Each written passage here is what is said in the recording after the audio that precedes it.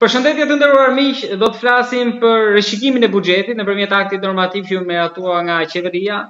Janë miliona euro që shpërndahen dhe rishpërndahen nëpër disa ministri dhe institucione të tjera, pra dikastera të ndryshme, po kush përfiton më shumë dhe kush më pak dhe sa do shkojnë në xhepat e qytetarëve, do të flasim me zotin Igli Zepishta, njohës ekspert kontabilist mjaft i mirë i ekonomisë. Zoti Zepishta, përshëndetje dhe faleminderit. Përshëndetje. Igli, më lejo të drejtohem kështu, kush përfiton më shumë nga kjo lëvizje, kujt i hiqen dhe kujt i shkojnë milionat, por në fund fare a përfitojnë diçka në mënyrë të drejtë për drejtë qytetarët nga kjo rishpërndarje e buxhetit? Në fakt ky është rishikimi i tretë për 2025-ën që bën qeveria për buxhetin e 2025-s. Kjo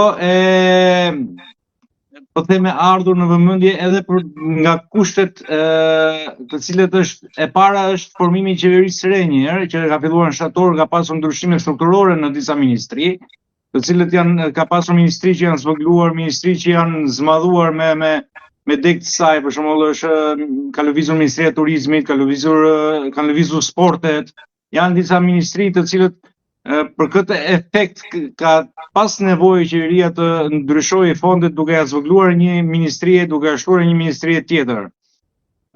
Një faktor tjetër është edhe për efekt të realizimit të mirë të ardhurave, duke arritur pritshmëritë, plani që ka pas biles ka pasur edhe te kalim të planit realizimit të ardhurave nga sektorët, nga tatimet dhe doganat.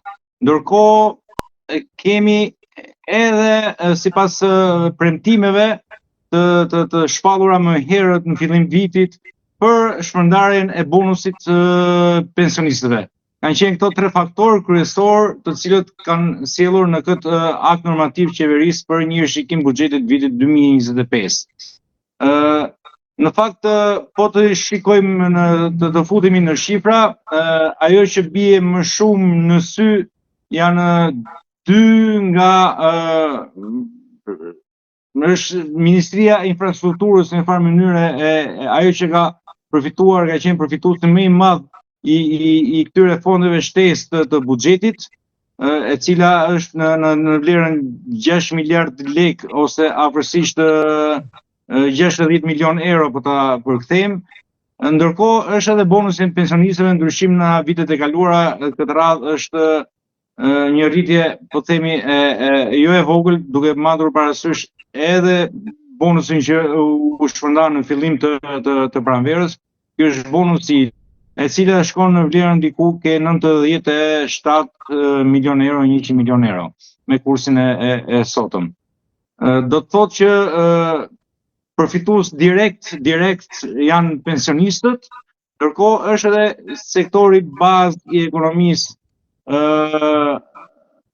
që është infrastruktura, ndërtimi në këtë rast, duke patur përparësi disa akse kyçe të lëvizjes, që është pjesa e Tiranës me Elbasanin që lidhet me korridorin 8, është pjesa e Rinasit, është kjo pjesa e re e rrugës që do të lidh Unazën e Madhe për ta kaluar me kjo pjesa e Vaqarrit që është një projekt. Këto janë emergjenca, si duket, këto vërtet janë emergjenca që kanë nevojë për shpejtim të punimeve dhe përfundimin sa më të shpejt të këtyre projekteve, pasi ne e dim që kush ka lëvizur nëpër Shqipëri këtë sezon ka hasur vështirësi të mëdha në lëvizje në trafik, sidomos në zonat kryesore, Durrësi, Lezhë, Elbasani, pjesa që lidh Tiranën me Korçën, është një torturë më vete. Prandaj këto janë, besoj, përzgjedhur duhur sipas nevojave që ka ekonomia.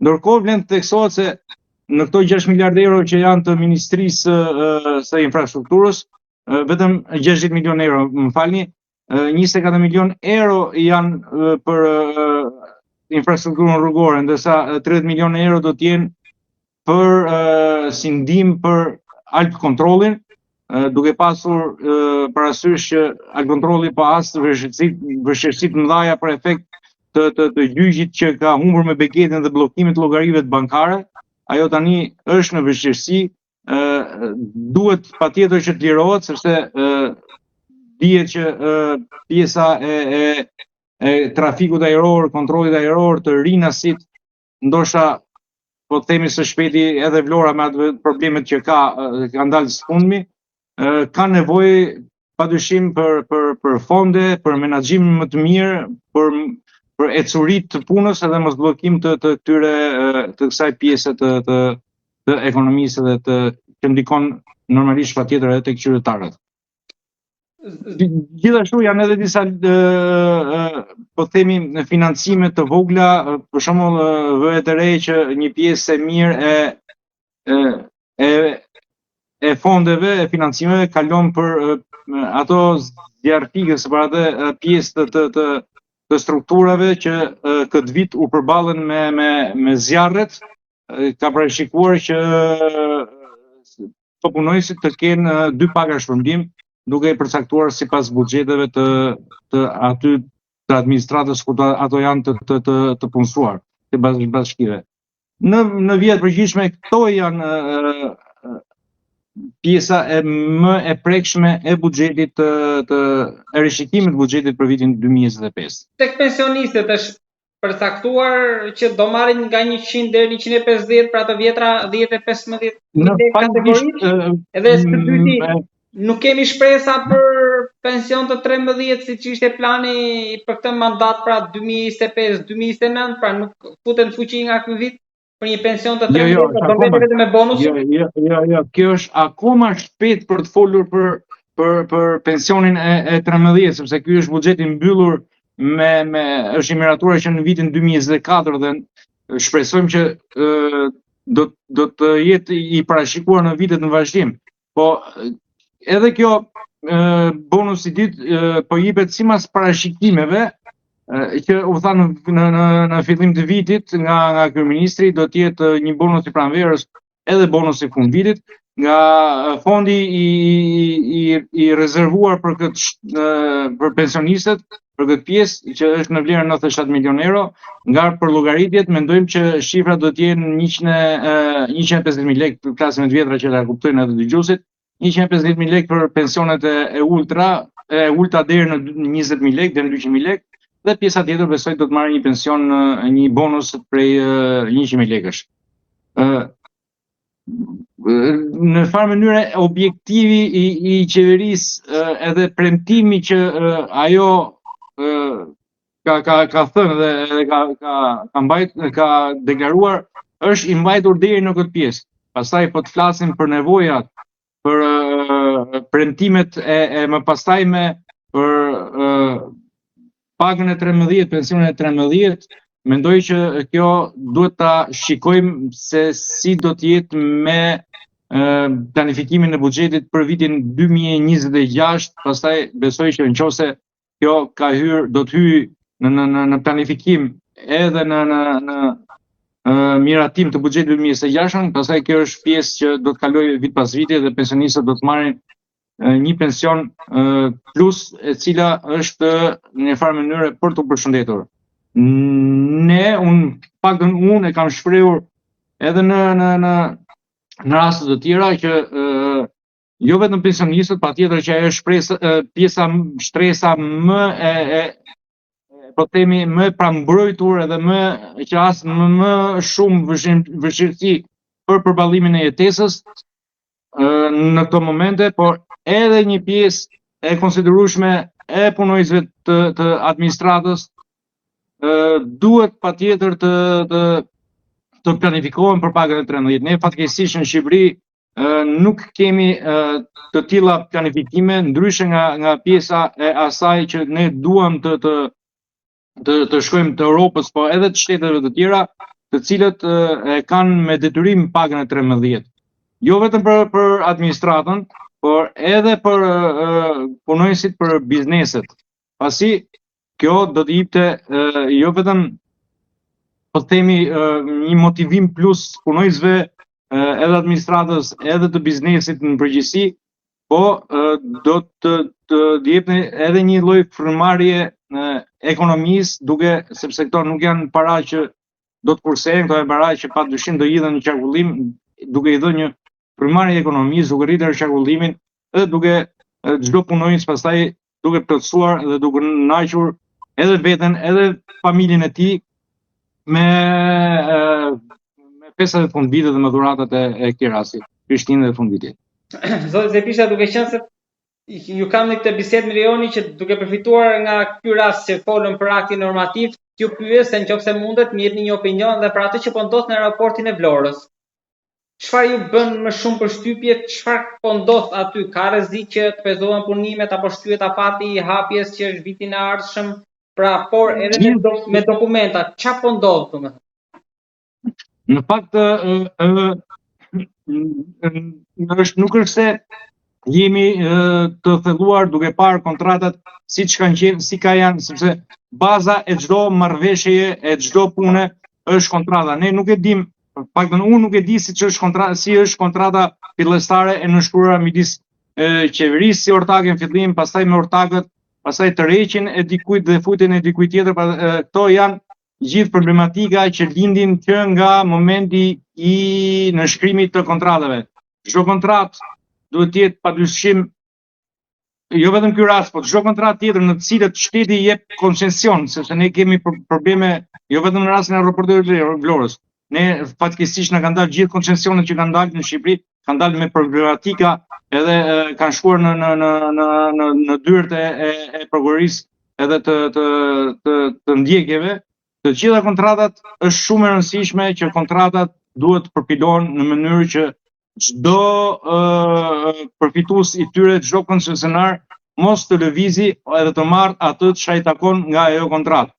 Kontratat e formuluara në mënyrë abuzive, duke lënë shpigje për shmangje ose për futje brylaç në këtë rast, siç mund mendohet, siç është ky rasti që mendohet që po ndodh tani, duke eliminuar ortakët, duke shitur aksionet në vlera të çuditshme, një shitur aksionet për 5.000 euro, është diçka, ne jemi në jetën e përditshme një biznes I thjesht I vogël, nuk mund shitet një aksion me 5.000 euro, jo më tepër një koncesionari të shesi aksione me 5.000 euro. Këto janë procedura edhe procese që kërkojnë vëmendje, duhen një analizë pa I hyrë në hak, s'duhet ta bëj të tillë sepse mund të hyjë në hak ndoshta edhe patsollit, edhe ortakut tjetër. Duhet të analizuar me pritmiri që nga momenti I nënshkrimit të kontratës dhe çdo lëvizje tjetër pastaj që është bërë nga kontrata fillestare duhet analizuar nga ekspert, arsyet pse janë bërë, fondet janë, sepse aty thonë janë marrë, e kanë lënë aeroportin e Vlorës si garanci për të marrë një kredi 6 milionë euro. Një kredi, një UHA diku në një bankë tjetër të huaj, një shoqëri krediti. Kjo normalisht për mua nuk mund të ndodhë dot që të lesh një koncesion në cilën shteti ka qenë pronar, ta lesh një koncesion si garanci për të marrë një kredi në një formë tjetër. Kjo është nuk duhet ndodhë, e pa falshme, pa të tolerueshme. Edhe diçka të fundit, mund të pezullohen punimet e kjo, ka mundësi shteti që ndërhyj në këtë rast apo I ka duart e lidhura, pra mund ta marrë shteti? Momentalisht ajo është, më falem, më sheh? Po. Momentalisht ajo është në fazën në cilën një gjykatë e nivelit administrativ ka marrë një vendim jo për pezullim punimesh, ka marrë një vendim po themi për marrje vendimesh nga asambleja, në fjalë çdo vendim, çdo thirrje asambleje e ortakëve nuk mund të marrë një vendim në këto momente. Që do të thotë që edhe nëse punimet kryhen nga në kontraktorët, nuk mund të arrijnë dot sepse koncesionarët, këto ortakët duke mos qenë në dakordsi ose duke patur konflikt me njëri tjetrin, nuk kanë mundësi financimi për po themi për punimet që janë kryer. Besoj që edhe nëse shteti nuk I pezullon punimet, ato do kenë probleme financimi dhe pagesash me pjesën e në kontraktorëve që po bëjnë punimet në aeroport. Pra, sipas gjitha gjasave, hapja do shtyhet. Ta mendoj që hapja nuk do të mund të realizohet në kohë pa u zgjidhur fillimisht problemet midis aksionerëve ortakëve. Zoti Zepishta, faleminderit shumë për të gjithë bisedën. Faleminderit dhe juve. Natën e mirë dhe faleminderit. Ditë Gjirofsh. Natë e mirë. Mirupafshim. Faleminderit.